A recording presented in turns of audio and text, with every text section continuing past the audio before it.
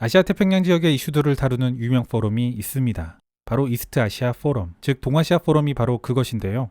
이곳은 국가가 발생하는 중요 이슈나 외교 문제 등에 있어서 꽤 심도 있는 연구들이 진행되는 곳이며 각국 정부와 공동 행사를 열기도 합니다. 그들의 기반은 호주이며 정기적으로 잡지를 발행하는 등 일정 정도 언론의 역할도 수행하고 있습니다. 이 동아시아 포럼에서는 여러 학자들의 기고문도 올라오는데요.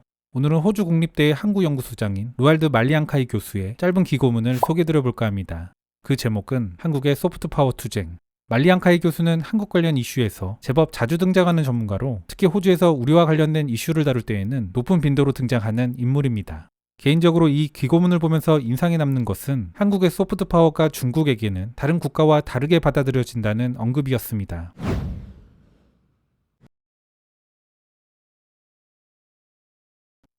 한국은 문화생산 강국이 되었다. 세계적인 엔터테인먼트로서의 그들의 문화적 영향력, 이는 전 세계 문화 발전의 선봉에 서 있는 다양한 미디어 산업 전반에 널리 퍼져 있다. 한국의 정책 위반자들은 한류가 창작자와 작품의 품질에 의해 주도된다고 주장한다. 유튜브 최초로 조회수 10억 뷰를 돌파했던 강남스타일이 탄생한 이래 무수히 많은 한국의 영상들이 유튜브 최상위권을 차지하고 있다. 강남스타일은 여전히 유튜브 최다 조회수 순위 10위에 랭크되어 있다. 그리고 어느 한국 회사가 제작한 겉보기엔 무해해 보이는 아기상어라는 동요는 유튜브 조회수 1위 자리를 굳건하게 지키고 있다. 올해 초 한국의 배우 윤여정은 여러 국제영화상을 수상했으며 방탄소년단은 2021년 5월에 세계 신기록을 5개나 세웠다. 이러한 한국의 끝없는 창의성의 흐름은 1990년대 후반부터 시작된다. 그들은 기본적으로 상대적으로 유리한 시장 조건을 갖고 있기도 하다. 한국 정부는 대만과 영국이 시도했던 소프트파워 전략을 채택했다. 그러나 이러한 국가 전력으로 보는 관점은 한류로 낳은 여러 복합적인 조건들을 간과하기 쉬운 접근 방식이다. 이러한 요소들에는 한국이 겪었던 경제 위기의 역사, 주변의 주요 강대국들에 대한 문화적, 지리적 근접성, 한국만의 고유한 문자와 언어, 외국 제국주의에 희생된 역사가 있다. 그리고 무엇보다도 가장 중요하게는 선도적인 소비자와 창작자들이 존재하는 게 한국이라는 것이다. 한류는 이러한 여러 요소들을 포함시켜 바라볼 필요가 있는 것이다. 한류 열풍은 국가적 관점에서 보면 한국이 글로벌 파워를 강화한 결과를 가져왔다. 이를 통해 한국은 해외 소비자 시장에 보다 쉽게 접근할 수 있는 수단을 갖게 된다.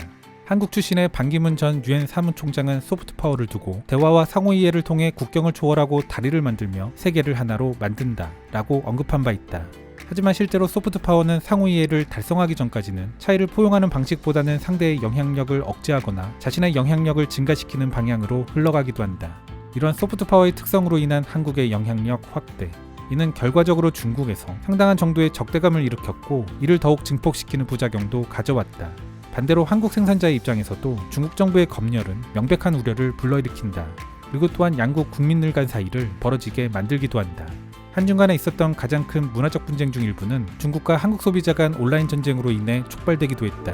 중국 소비자가 역사, 정치, 문화에 무감각하거나 무지하다고 주장하는 한국 제품을 금지하거나 비난하자 한국 누리꾼들은 분노했다. 중국 기업의 마케팅 캠페인에 참여하는 한국 스타들이 점점 더 많아짐에 따라 이 같은 논쟁은 증가할 가능성이 농후하다. 결국 중국 내부에 미치는 한국의 영향력 확대를 경계한다는 것이 현재 한중간 문화적 분쟁의 원인이라는 것. 기고자는 소프트파워의 속성을 소재 삼아 조금 돌려서 말하고 있지만 결국 이를 짚고 있다고 보입니다. 한국이 중국과의 분쟁에서 제3자 중재에 의존할 수 있는 분야는 무형유산을 포함한 지식재산권이다. 한국은 2000년대 들어 중국, 일본, 북한과 유사한 문화재 인정을 놓고 다투고 있다. 과거에 지역 전통으로 제한된 삶을 살았던 몇 가지 목록이 이제 신청국가의 성과로 받아들여진다. 한국과 유네스코는 2008년부터 21개의 한국 문화재를 목록에 추가했다. 한국이 김장, 제주도의 해녀, 민요 아리랑을 성공적으로 등재한 이후 한국은 이러한 국제적 인정의 중요성을 깨달았다. 지난 2009년 중국이 이 노래를 무형문화유산으로 등재를 시도했기 때문이다. 소프트파워가 항상 대화와 상호이해를 촉진시키는 것은 아니라는 점, 이는 한중간 있었던 문화적 충돌이 증명한다. 다만 최소한 유네스코의 사례가 보여주듯 전 세계의 변호사와 중재인을 통한 해소는 하나의 시사점을 던져줄 수 있다. 어느 특정 국가의 미움을 받지 않으려는 그런 포럼의 성격 때문일까요? 말리앙카이 교수가 보여준 다른 매체 기고문에서의 논조와 조금은 다른 애매한 마무리여서 다소 아쉬움이 남습니다. 사실 공적 영역으로 해결할 수 있는 부분은 매우 한정적이어서 중국의 근본적인 변화가 없는 한 이러한 분쟁은 이어지지 않을까 싶습니다.